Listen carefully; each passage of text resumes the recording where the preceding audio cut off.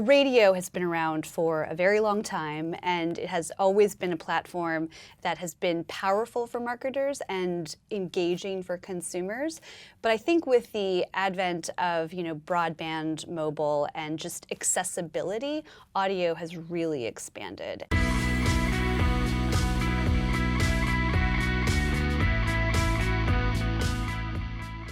This is Velocitize Talks, and I'm Eric Jones.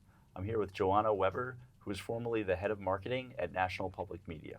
Johanna, really nice to have you. Nice to meet you. Tell us a little bit about your experience at National Public Media. Sure. Well, I was with National Public Media for just over 8 years, and during that time, I worked with a really talented team of sales professionals to help raise awareness about public media sponsorship opportunities across platforms. So everything from PBS television to PBS digital, with a focus on NPR, NPR audio, podcasts, and really helping brands understand how they can share their message on public media with the public media audience. And that included a range of marketing initiatives, from paid, earned, and owned, really focusing on thought leadership and helping brands understand how audio as a platform could fit into their larger marketing media mix. So I'm really curious about a whole bunch of things there. Tell us about some of the thought leadership programs that you did while you were there. Sure. So we focused on a couple of things. One was helping brands understand how public media could fit into their larger marketing mix.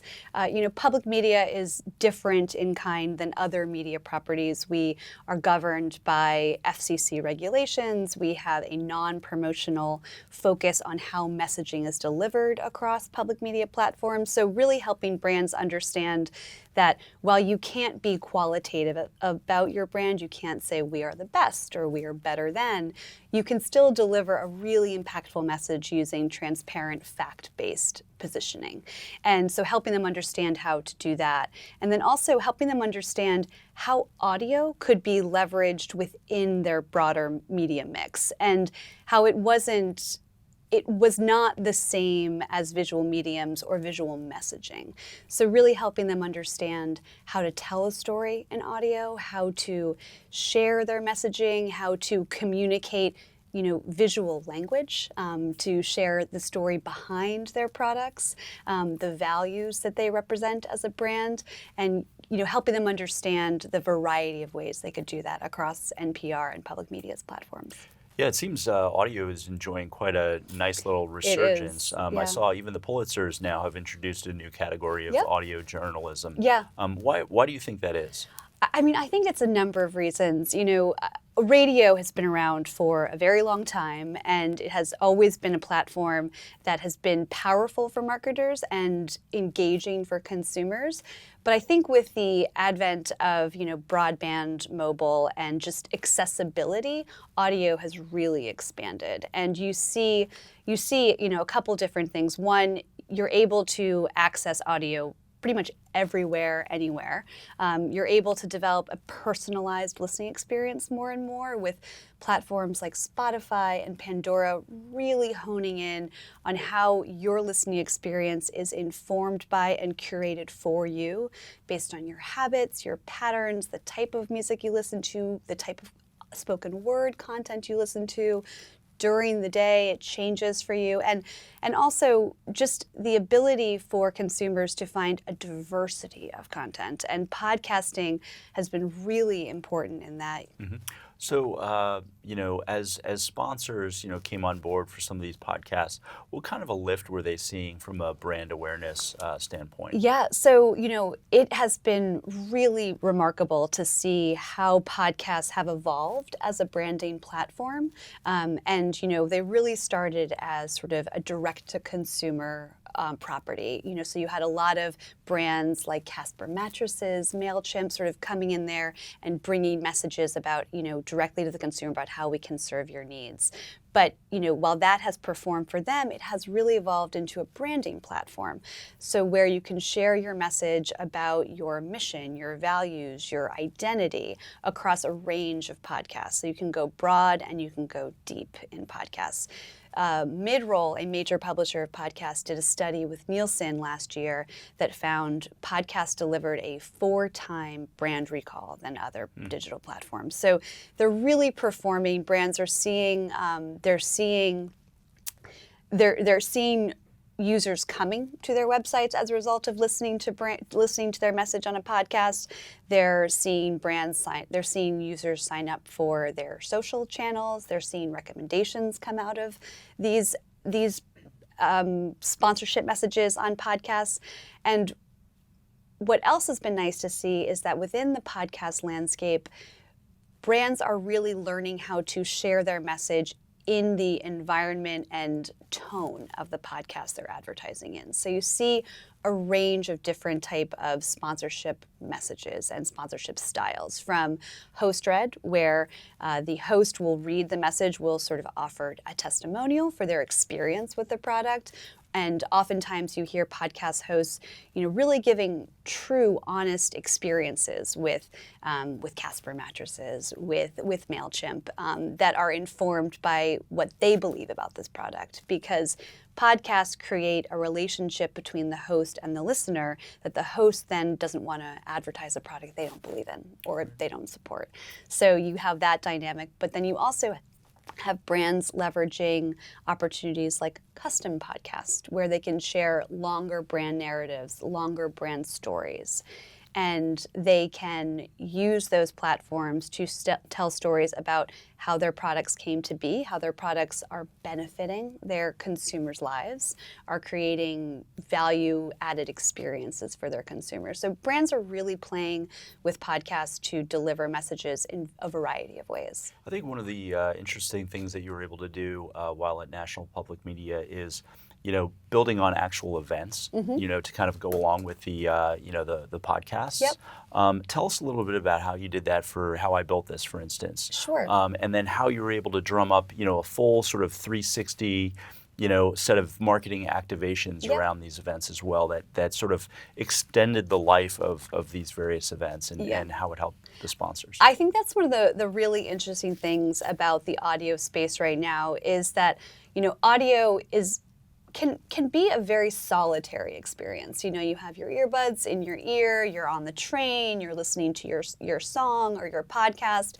and it's just you and the host in your head.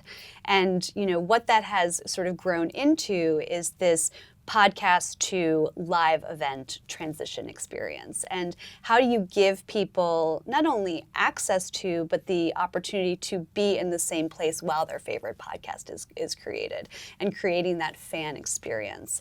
And NPR and National Public Media, when I was there, we worked really hard on figuring out how to create an experience for sponsors in a live capacity that mirrored what they were able to create in the podcast experience.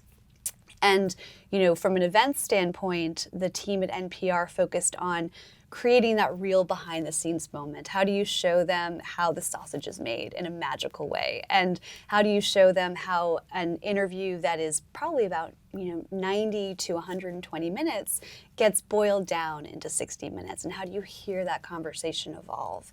And Guy Raz and How I Built This was one of the first podcasts that NPR took into a live event setting.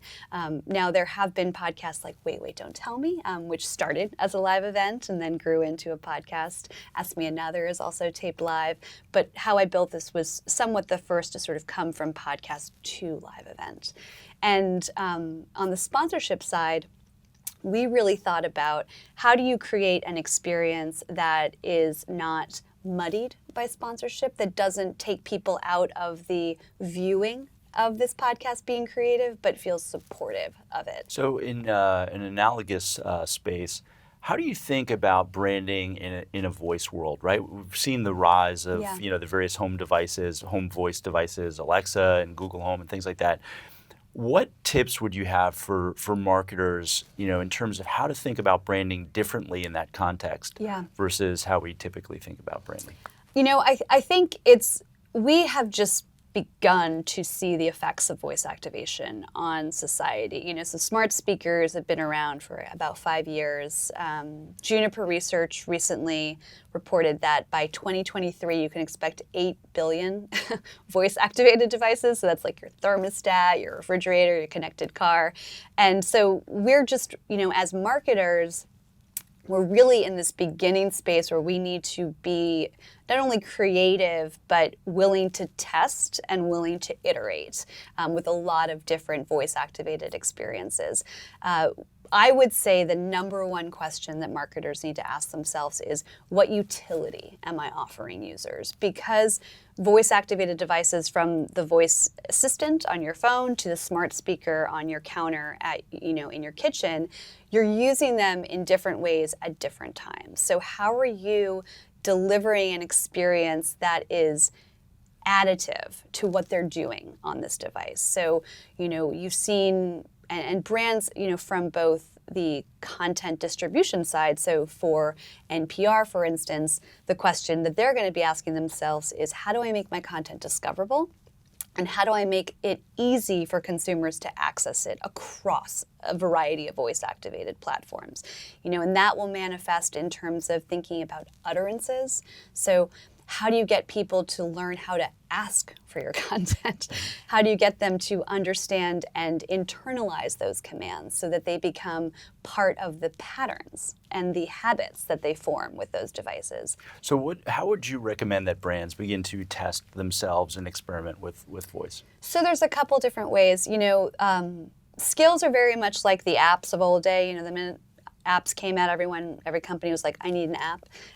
That was not always the right answer for most companies. And, a lot of companies would build them and they wouldn't get used. They would just sort of sit there in the app store, and because they weren't asking the question about, what kind of engagement am I trying to engender in this experience? So for brands, voice activation, there's a couple of different things you can do. First and foremost, Google is starting to prioritize audio in its search. So you want to make sure that you are thinking about your content and, tagging it to show up in audio searches on any voice-activated device, or via a text search on Google, because it will now return, for example, podcast episodes. So, what audio content might you have that you can meta tag to make sure it performs in SEO searches? So that's really low-hanging fruit. Also, think about content you have, or partners that you work with where their content extends to smart speakers. So, for example, NPR station streams are accessible on all smart speakers, and sponsorship units within those streams carry over to smart speakers. So how can you be messaging on radio and have that message transfer over to smart speaker? How can you start to think about how you can add in commands into those messages to help people understand how to access your brand online, or in a voice-activated experience? And then, of course, the skill, is probably the holy grail of engagements that you're going to create on a smart speaker. But again, really starting from a place of utility. At National Public Media, you obviously, values very much infused a lot, everything that you did. How would you coach brands to infuse purpose in what they do in an authentic way? Well, I think it's interesting when you think about purpose-driven branding and purpose-driven brands. So, NPR, was founded on a mission. It was founded to, create a more informed public. And that purpose drove every decision that it made as a company. And in my role at National Public Media, when I was there, it drove every decision we made as a sponsorship organization. How are we creating opportunities for brands that support this larger mission? And what you think about now is that purpose-driven branding, it's very buzzwordy. A lot of people are focusing on it in their messaging strategies. It's not something you can sort of add on after the fact. But if you look at your brand, if you look at what you're doing, you can probably find what your purpose is. So one of the questions we love asking our guests is favorite book or podcast that you'd like to recommend to our viewers? I just finished, it's not marketing related, but I just finished All the Light We Cannot See, which was absolutely gorgeous, and I highly recommend. Very, very just sort of transcendental and just a beautiful, beautiful space to live in for 400 pages. From a podcast perspective, I find myself, being in DC, pretty inundated in politics and want to stay abreast of what's happening in the world. So I do a nice mix of NPR Politics podcast and The Daily from the New York Times, a really wonderful, wonderful show.